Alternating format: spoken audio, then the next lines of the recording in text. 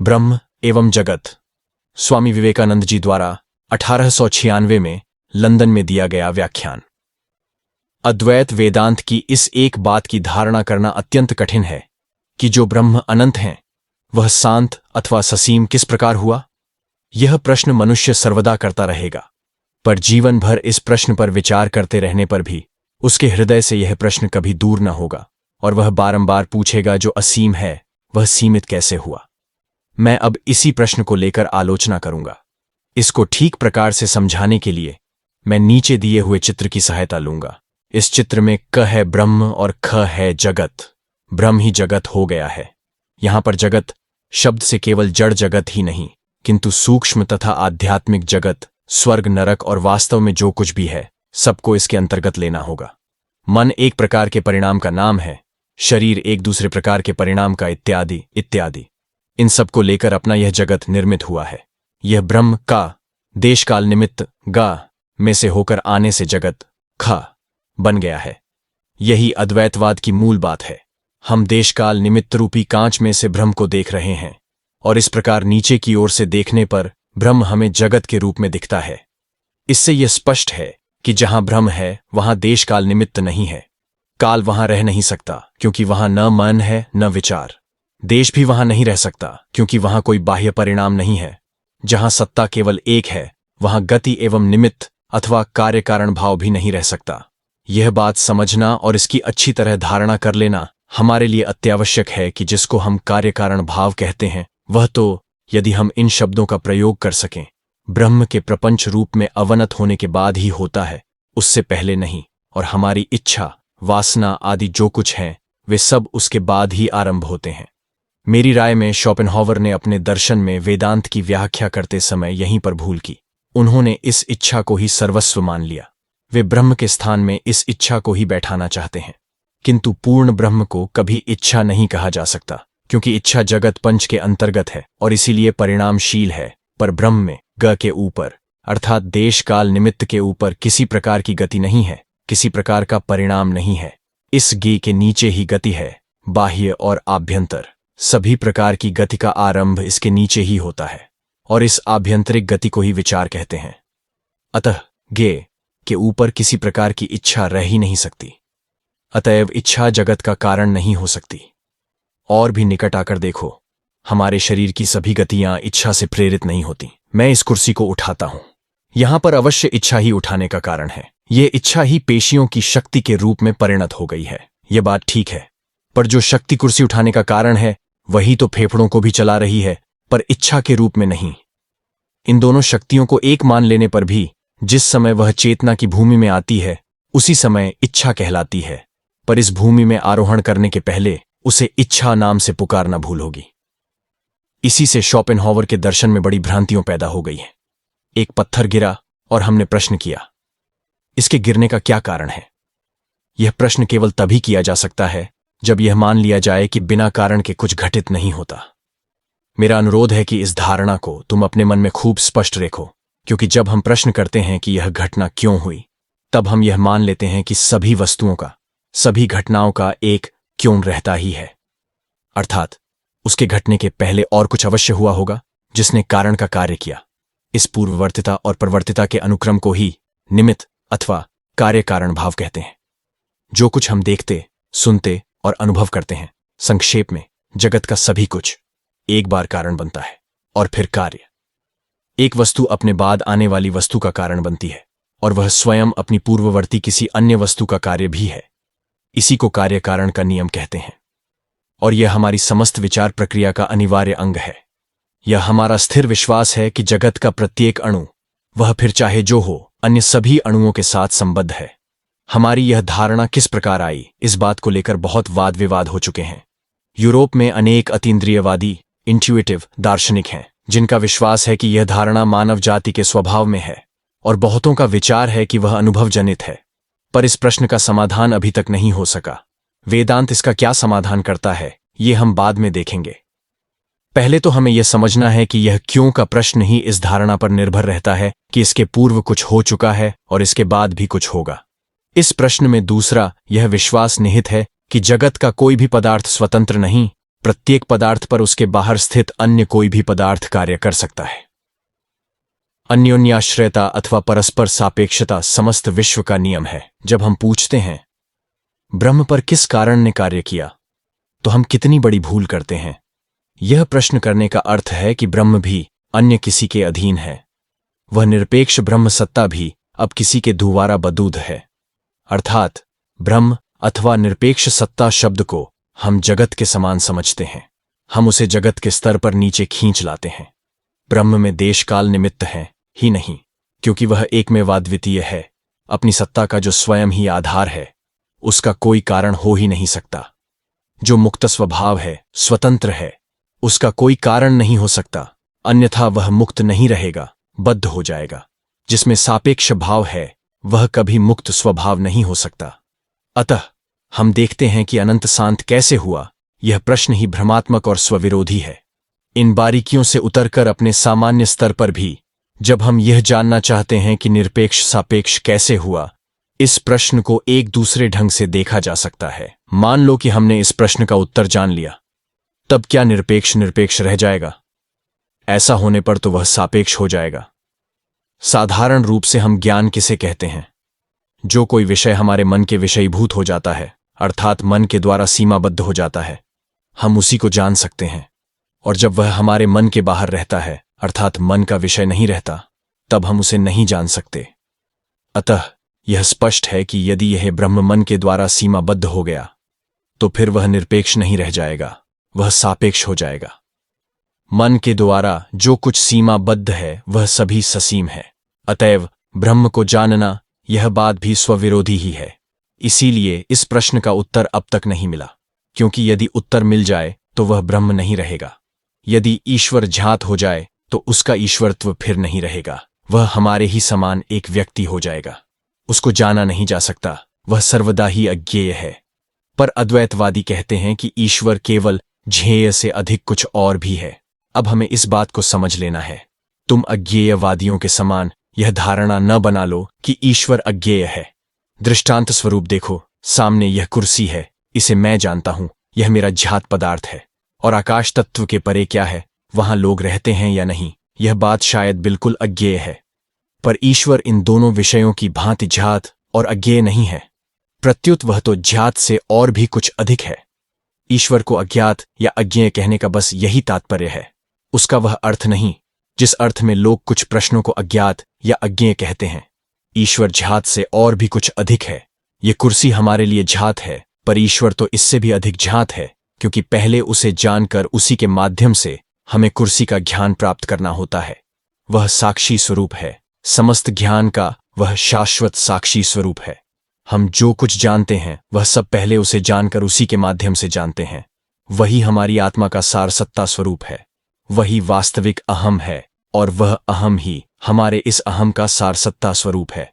हम उस अहम के माध्यम से जाने बिना कुछ भी नहीं जान सकते। अतएव सभी कुछ हमें ब्रह्म के माध्यम से ही जानना पड़ेगा। इस कुर्सी को जानना हो तो उसे ब्रह्म में और ब्रह्म के माध्यम से ही जानना होगा। इस प्रकार ब्रह्म कुर्सी की अपेक्षा हमारे अधिक निकट है, पर तो भी वह हमसे बहुत दूर है। वह ज्ञात भी नहीं, अज्ञात भी नहीं, पर दोनों की अपेक्षा अनंत गुना ऊंचा है। वह तुम्हारी आत्मा है। कौन इस जगत में एक क्षण भी जीवन धारण कर सकता, एक क्षण भी सांस ले सकता, यदि वह आनंद स्वरूप इसमें रम न रहा होता? कारण उसी की शक्ति से हम श्वास प्रश्वास ले रहे हैं, उसी के अस्तित्व से हमारा अस्तित्व है। ऐसी बात नहीं कि वह कोई एक स्थान पर बैठकर हमारा रक्त संचालन कर रहा है। तात्पर्य यह है कि वही समुदय जगत का सत्ता स्वरूप है, हमारी आत्मा की आत्मा है। तुम किसी प्रकार यह नहीं कह सकते कि तुम उसे जानते हो, क्योंकि तब तो उसे बहुत नीचे गिराना हो जाता है। तुम अपने से बाहर नहीं आ सकते, अतएव उसे जान भी नहीं सकते। ज्ञान शब्द का अर्थ है विषयीकरण, ऑब्जेक्टिफिकेशन, वस्तु को बाहर लाकर विषय की भांति, झेय वस्तु की भांति प्रत्यक्ष करना। उदाहरण स्वरूप देखो, स्मरण करने में तुम बहुत सी वस्तुओं को विषयीकृत करते हो, मानो उनको तुम अपने भीतर से बाहर प्रक्षिप्त करते हो। सभी प्रकार की स्मृति, जो कुछ मैंने देखा है और जो कुछ मैं जानता हूं, सभी मेरे मन में अवस्थित है। इन सभी वस्तुओं की छाप या चित्र मेरे भीतर मौजूद है। जब मैं उनके विषय में सोचने की इच्छा करता हूं, उनको जानना चाहता हूं, तो पहले इन सबको मानो बाहर प्रक्षिप्त करना पड़ता है। ईश्वर के संबंध में ऐसा करना असंभव है क्योंकि वह हमारी आत्मा की आत्मा है, हम उसे बाहर प्रक्षिप्त नहीं कर सकते। इस संबंध में वेदांत का एक अन्यतम वचन है।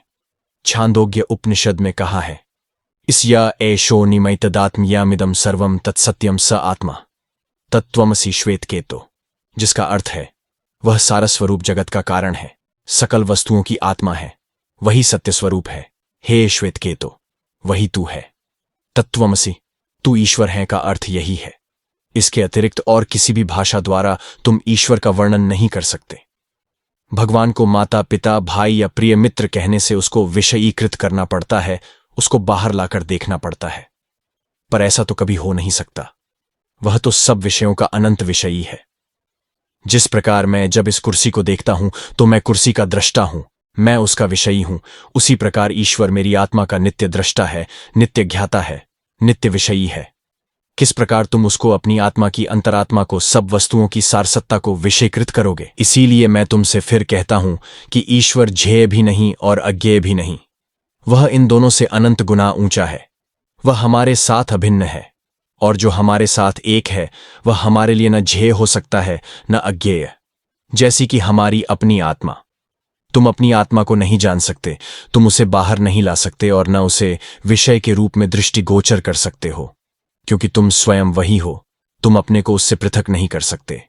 उसको अज्ञेय भी नहीं कह सकते, क्योंकि अज्ञेय कहने से भी पहले उसे विषय बनाना पड़ेगा, और यह हो नहीं सकता।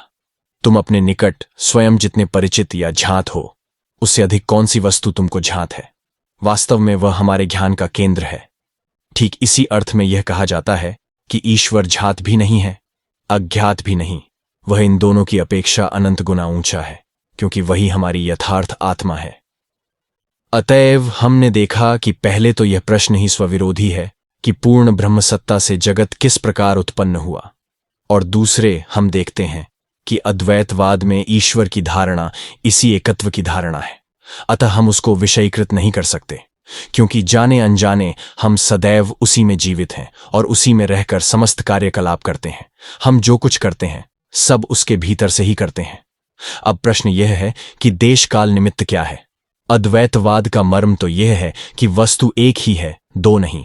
पर यहां पर तो यह कहा जा रहा है कि वह अनंत ब्रह्म देश काल निमित्त के आवरण में से नाना रूपों में प्रकाशित हो रहा है। अतः ऐसा प्रतीत होता है कि यहां दो वस्तुएं हैं, एक तो वह अनंत ब्रह्म और दूसरी देश काल निमित्त की समष्टि अर्थात माया। ऊपर से तो यही प्रतीत होता है कि ये दो वस्तुएं हैं। अद्वैतवादी इसका उत्तर देते हैं कि वास्तव में इस प्रकार दो नहीं हो सकते। यदि दो वस्तुएं मानेंगे तो ब्रह्म की भांति, जिस पर कोई निमित्त कार्य नहीं कर सकता, दो स्वतंत्र सत्ताएं माननी पड़ेंगी। पहले तो यही नहीं कहा जा सकता कि काल, देश और निमित्त स्वतंत्र सत्ताएं हैं। हमारे मन के प्रत्येक परिवर्तन के साथ काल का भी परिवर्तन होता रहता है, अतः उसका कोई स्वतंत्र अस्तित्व नहीं है। कभी कभी हम स्वप्न में देखते हैं कि हम कई वर्ष जीवित रहे, और कभी कभी ऐसा बोध होता है कि कई मास एक ही क्षण में गुजर गए। अतएव काल हमारे मन की अवस्था पर ही निर्भर है। दूसरे, काल का ज्ञान कभी कभी लुप्त हो जाता है। देश के संबंध में भी यही बात है। हम देश का स्वरूप नहीं जान सकते, उसका कोई निर्दिष्ट लक्षण करना असंभव होने पर भी वह है, इस बात को अस्वीकार करने का कोई उपाय नहीं है। फिर वह अन्य किसी पदार्थ से पृथक होकर नहीं रह सकता। निमित्त अथवा कार्य कारण भाव के संबंध में भी यही बात है। इस देश, काल और निमित्त में हम एक विशेषता यह देखते हैं कि ये अन्यान्य वस्तुओं से पृथक होकर नहीं रह सकते। तुम शुद्ध देश की कल्पना करो, जिसमें न कोई रंग है, न सीमा, और न चारों ओर की किसी भी वस्तु से कोई संसर्ग है, तो तुम देखोगे कि तुम इसकी कल्पना कर ही नहीं सकते। देश संबंधी विचार करते ही तुमको दो सीमाओं के बीच अथवा तीन वस्तुओं के बीच स्थित देश की कल्पना करनी होगी। अतः हमने देखा कि देश का अस्तित्व अन्य किसी वस्तु पर निर्भर रहता है। काल के संबंध में भी यही बात है। शुद्ध काल के संबंध में तुम कोई धारणा नहीं कर सकते। काल की धारणा करने के लिए तुमको एक पूर्ववर्ती और एक परवर्ती घटना लेनी पड़ेगी, और अनुक्रम की धारणा के द्वारा उन दोनों को मिलाना होगा। जिस प्रकार देश बाहर की दो वस्तुओं पर निर्भर रहता है, उसी प्रकार काल भी दो घटनाओं पर निर्भर रहता है, और निमित्त अथवा कार्य कारण भाव की धारणा इस देश और काल पर निर्भर रहती है। देश काल निमित्त के भीतर विशेषता यही है कि इनकी स्वतंत्र सत्ता नहीं है। इस कुर्सी अथवा उस दीवार का जैसा अस्तित्व है, उनका वैसा भी नहीं है। वे जैसे भी वस्तुओं के पीछे लगी हुई छाया के समान है, तुम किसी भी प्रकाश उन्हें पकड़ नहीं सकते। उनकी कोई सत्ता नहीं है। हम देख चुके हैं कि सचमुच उनका अस्तित्व ही नहीं है। अधिक से अधिक वे छाया के समान हैं।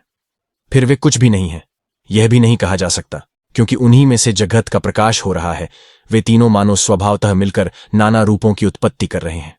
अतएव पहले हमने देखा कि देश काल निमित्त की समष्टि का अस्तित्व भी नहीं है। फिर वे बिल्कुल असत, अस्तित्व शून्य भी नहीं है। दूसरे, ये कभी कभी बिल्कुल अंतर्हित हो जाते हैं। उदाहरणार्थ, समुद्र की तरंगों को लो। तरंग अवश्य समुद्र के साथ अभिन्न है, फिर भी हम उसको तरंग कहकर समुद्र से पृथक रूप में जानते हैं। इस विभिन्नता का कारण क्या है? नाम और रूप। नाम अर्थात उस वस्तु के संबंध में हमारे मन में जो एक धारणा रहती है, वह, और रूप अर्थात आकार। पर क्या हम तरंग को समुद्र से बिल्कुल पृथक रूप में सोच सकते हैं? नहीं, कभी नहीं। वह तो सदैव इस समुद्र की धारणा पर ही निर्भर रहती है। यदि यह तरंग चली जाए तो रूप भी अंतर्हित हो जाएगा।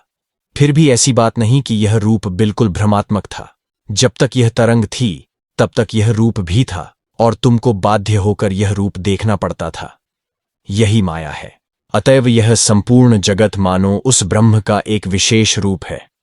ब्रह्म ही वह समुद्र है, और तुम और मैं, सूर्य, तारे, सभी उस समुद्र में विभिन्न तरंग मात्र हैं। तरंगों को समुद्र से पृथक कौन करता है? यह रूप। और यह रूप है केवल देश काल निमित्त। ये देश काल निमित्त भी संपूर्ण रूप से इन तरंगों पर निर्भर रहते हैं। ज्यों ही तरंगें चली जाती हैं, त्यों ही ये भी अंतर्हित हो जाते हैं। जीवात्मा ज्यों ही इस माया का परित्याग कर देता है, त्यों ही वह उसके लिए अंतर्हित हो जाती है और वह मुक्त हो जाता है। हमारी सारी चेष्टाएं इस देशकाल निमित्त के चंगुल से बाहर होने के लिए होनी चाहिए। ये सर्वदा हमारी उन्नति के मार्ग में बाधा डालते रहते हैं। क्रम विकासवाद क्या है? इसके दो अवयव हैं। एक है प्रबल अंतर्निहित शक्ति, जो अपने को प्रकट करने की चेष्टा कर रही है, और दूसरा है बाहर की परिस्थितियां, जो उसे अवरुद्ध किए हुए हैं, परिवेश, जो उसे व्यक्त नहीं होने देता। अतः इन परिस्थितियों से युद्ध करने के लिए यह शक्ति नए नए शरीर धारण कर रही है। एक अमीबा इस संघर्ष में एक और शरीर धारण करता है और कुछ बाधाओं पर जय लाभ करता है, और इस प्रकार भिन्न भिन्न शरीर धारण करते हुए अंत में मनुष्य रूप में परिणत हो जाता है।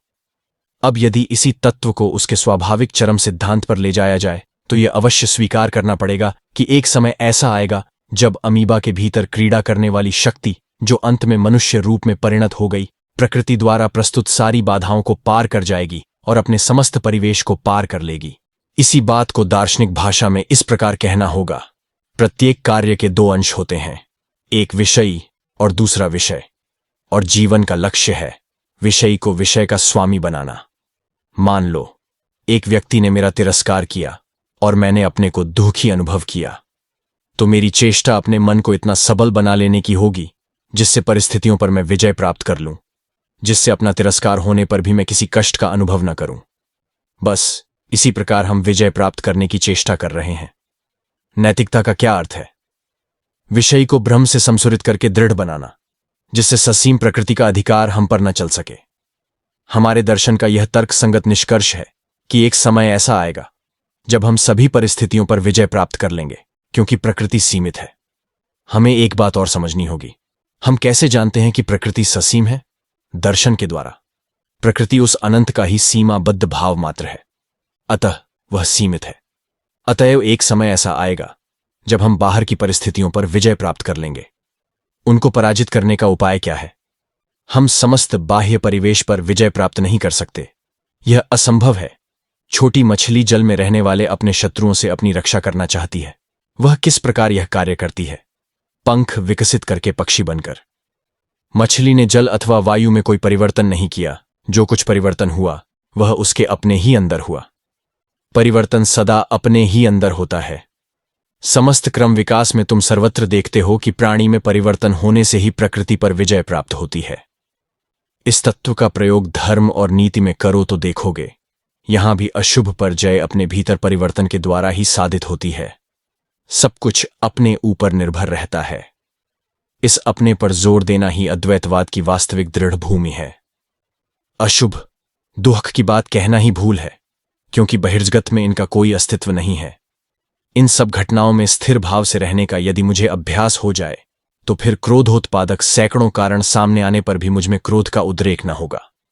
इसी प्रकार लोग मुझसे चाहे जितनी घृणा करें, पर यदि मैं उससे प्रभावित न हूं तो मुझमें उनके प्रति घृणा भाव उत्पन्न ही न होगा। इस विजय को प्राप्त करने की प्रक्रिया यही है, स्वयं के माध्यम से स्वयं को ही पूर्ण बनाना।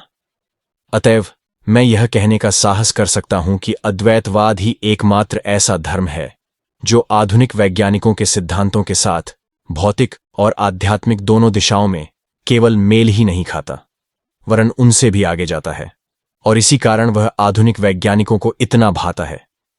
वे देखते हैं कि प्राचीन द्वैतवादी धर्म उनके लिए पर्याप्त नहीं है, उनसे उनकी आवश्यकता की पूर्ति नहीं होती।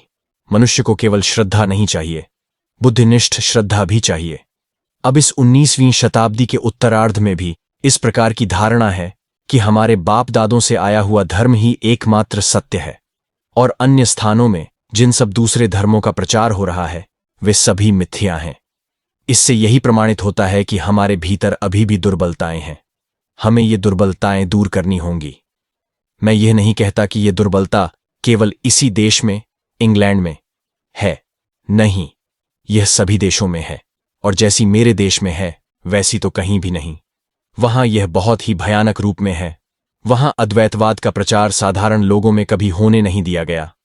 सन्यासी लोग ही अरण्य में उसकी साधना करते थे। इसी कारण वेदांत का एक नाम आरण्यक भी हो गया।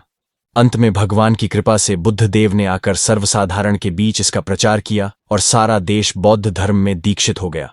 फिर बहुत समय बाद जब निरीश्वरवादियों और अज्ञेयवादियों ने सारे देश को ध्वंस करने की चेष्टा की, इस जड़वाद से भारत का परित्राण करने में अद्वैत फिर एकमात्र उपाय सिद्ध हुआ।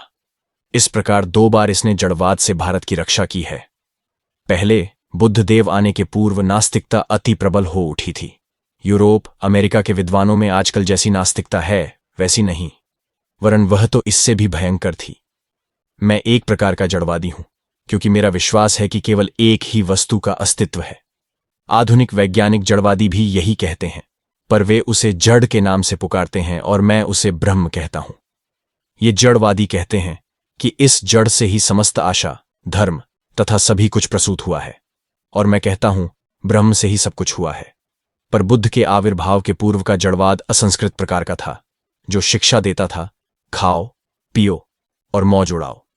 ईश्वर, आत्मा या स्वर्ग कुछ भी नहीं है। धर्म कुछ धूर्त, दुष्ट पुरोहितों की कपोल कल्पना मात्र है। यावत जीवेत सुखम जीवेत रणम कृत्वा घृतम पिबेत। और नास्तिकता उस समय इतनी बढ़ गई थी कि उसका एक नाम ही हो गया लोकायत दर्शन। ऐसी अवस्था में बुद्धदेव ने आकर वेदांत को प्रकाशित किया और उसका जनसाधारण में प्रचार करके भारतवर्ष की रक्षा की।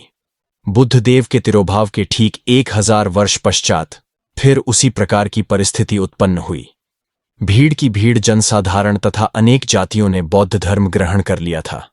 अतः जनता के घोर अज्ञानी होने के कारण बौद्ध धर्म का अपक्षय होना स्वाभाविक था। बौद्ध धर्म किसी ईश्वर या जगत के शासक का उपदेश नहीं करता। अतः जनसाधारण शनैः शनैः अपने देवी देवता, भूत प्रेत पुनः ले आए और अंत में भारतवर्ष में बौद्ध धर्म नाना प्रकार के विषयों की खिचड़ी सा हो गया। तब फिर से भौतिकता के बादलों से भारत का आकाश ढक गया। अच्छे परिवार के लोग स्वेच्छाचारी और साधारण लोग अंधविश्वासी हो गए। ऐसे समय में शंकराचार्य ने उठकर फिर से वेदांत की ज्योति को जगाया। उन्होंने उसका एक युक्ति संगत, विचारपूर्ण दर्शन के रूप में प्रचार किया। उपनिषदों में विचार भाग बड़ा ही अस्कुट है। बुद्धदेव ने उपनिषदों के नीति भाग पर विशेष बल दिया था। शंकराचार्य ने उनके ज्ञान भाग पर अधिक जोर दिया। उन्होंने उपनिषदों के सिद्धांत, युक्ति और विचार की कसौटी पर कसकर प्रणालीबद्ध रूप में लोगों के समक्ष रखे। यूरोप में भी आजकल जड़वाद की पताका फहरा रही है। इन संदेहवादियों के उद्धार के लिए भले ही तुम प्रार्थना करो, पर ये विश्वास नहीं करने के। वे चाहते हैं युक्ति।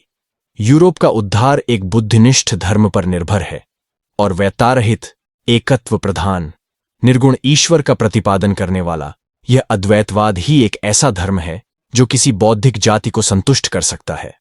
जब कभी धर्म लुप्त होने लगता है और अधर्म का अभ्युत्थान होता है, तभी इसका आविर्भाव होता है। इसीलिए यूरोप और अमेरिका में प्रवेश प्राप्त कर यह दृढ़मूल होता जा रहा है। इस दर्शन के संबंध में मैं एक बात और कहना चाहूंगा। प्राचीन उपनिषदों में हमें उदात्त काव्य मिलता है। उनके रचयिता कवि थे। प्लेटो ने कहा है, कविता के द्वारा अंतःस्फुरण प्राप्त होता है। ऐसा लगता है कविता के माध्यम से उच्चतम सत्यों को साक्षात कराने के लिए ही मानव विधाता ने सत्यद्रष्टा इन प्राचीन ऋषियों को मानवता से इतना ऊंचा उठा दिया था। वे न तो प्रचार करते हैं, न दार्शनिक ऊहापोह करते थे और न कभी लिखते ही थे। उनके हृदय निर्जर से संगीत का उद्गम हुआ था।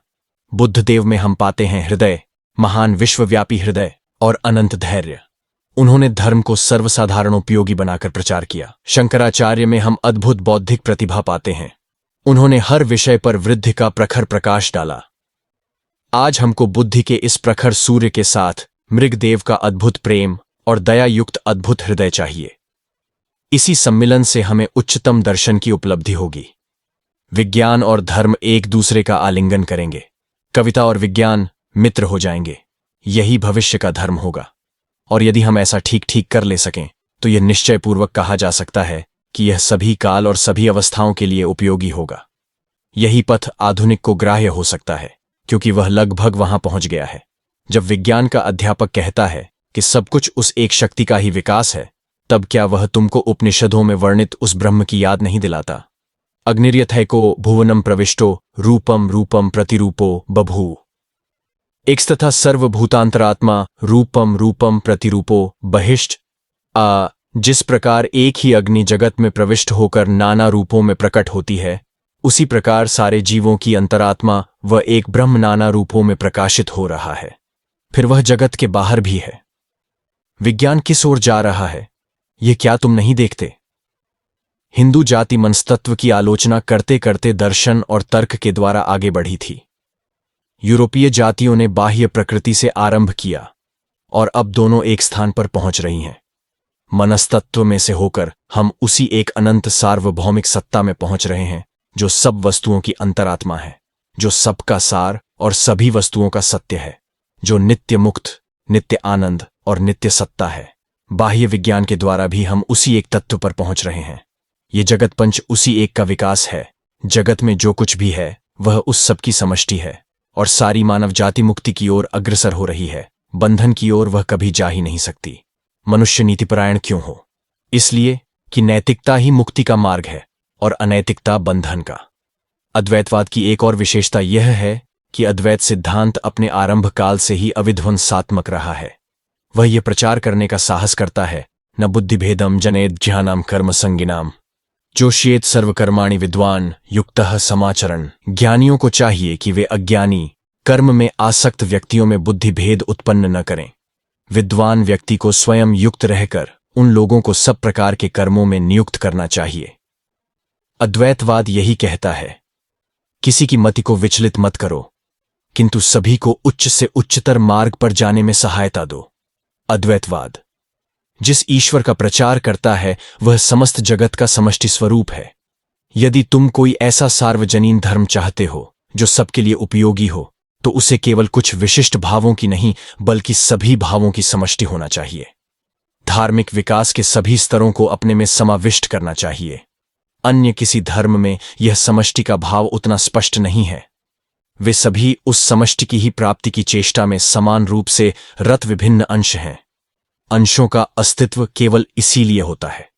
इसीलिए आरंभ से ही अद्वैतवाद का भारतवर्ष के किसी भी संप्रदाय से कोई विरोध नहीं रहा है।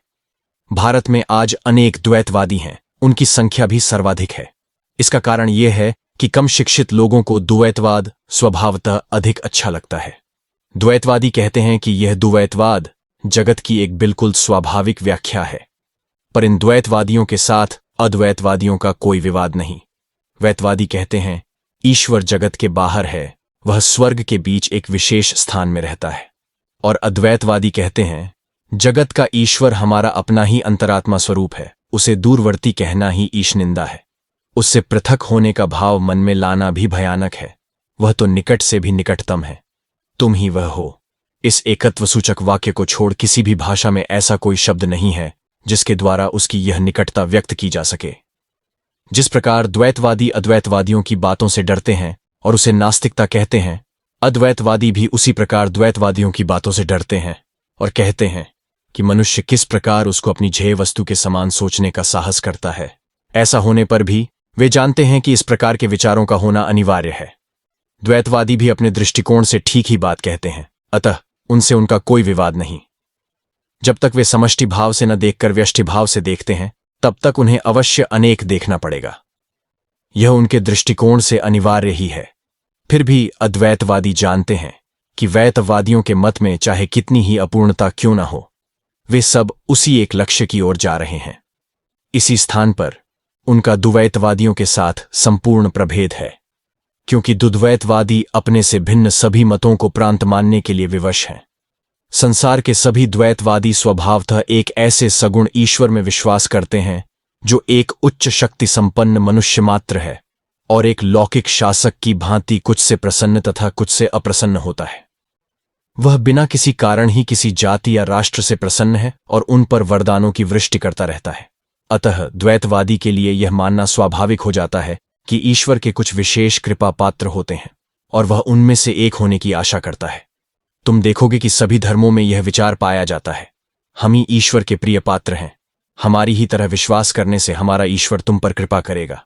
और कितने ही द्वैतवादी तो ऐसे हैं जिनका मत और भी भयानक है।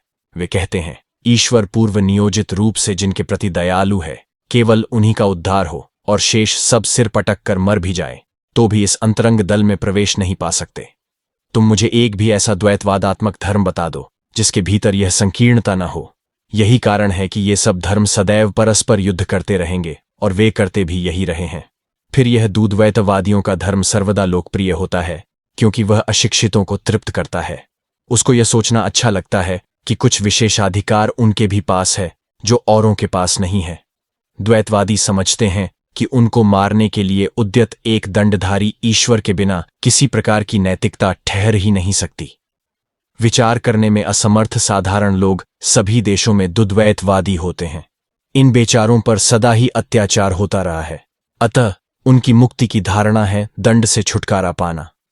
एक बार अमेरिका में एक पादरी ने मुझसे कहा, क्या तुम्हारे धर्म में शैतान नहीं है? यह कैसे? किंतु हम देखते हैं कि सभी देशों के चिंतनशील महापुरुषों ने इस निर्गुण ब्रह्म भाव को लेकर ही कार्य किया है।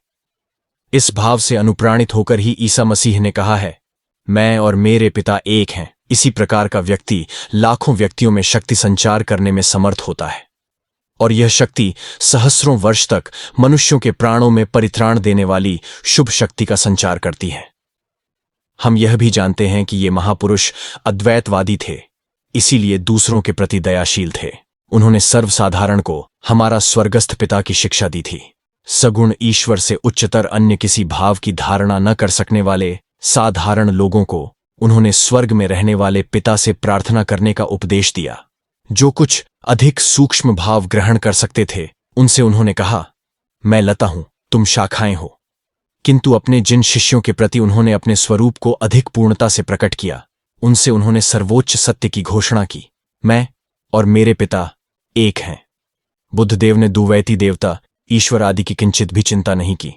उनको नास्तिक तथा जड़वादी कहा गया है, पर वे एक साधारण बकरी तक के लिए प्राण देने को प्रस्तुत थे। उन्होंने मानव जाति में सर्वोच्च नैतिकता का प्रचार किया।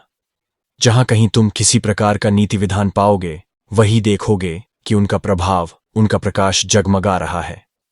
जगत के इन सब विशाल हृदय व्यक्तियों को तुम किसी संकीर्ण दायरे में बांधकर नहीं रख सकते, विशेषतः आज जबकि मनुष्य जाति के इतिहास में एक ऐसा समय आ गया है और सब प्रकार के ज्ञान की ऐसी उन्नति हुई है जिसकी किसी ने 100 वर्ष पूर्व स्वयं में भी कल्पना नहीं की थी। यहां तक कि 50 वर्ष पूर्व जो किसी ने स्वप्न में भी नहीं सोचा था, ऐसे वैज्ञानिक ज्ञान का स्रोत बह चला है। ऐसे समय में क्या लोगों को अब भी इस प्रकार के संकीर्ण भावों में आबद्ध करके रखा जा सकता है? हाँ, लोग यदि बिल्कुल पशुतुल्य विचारहीन जड़ पदार्थ के समान हो जाएं, तो भले ही यह संभव हो। इस समय आवश्यकता है उच्चतम ज्ञान के साथ उच्चतम हृदय की, अनंत ज्ञान के साथ अनंत प्रेम के योग की।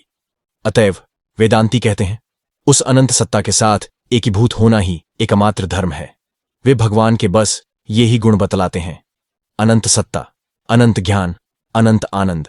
और वे कहते हैं कि ये तीनों एक हैं। ज्ञान और प्रेम या आनंद के बिना सत्ता कभी रह ही नहीं सकती। ज्ञान भी बिना आनंद या प्रेम के नहीं रह सकता और आनंद भी कभी ज्ञान बिना नहीं रह सकता। हमें अनंत सत्ता, अनंत ज्ञान और अनंत आनंद का समन्वय चाहिए। यही हमारा लक्ष्य है। हमें समन्वय चाहिए, एक पक्षीय विकास नहीं। शंकराचार्य की बुद्धि के साथ बुद्ध देव का हृदय रखना संभव है। मैं आशा करता हूं कि इस मंगलमय समन्वय की उपलब्धि के निमित्त हम सभी प्रयत्न करेंगे।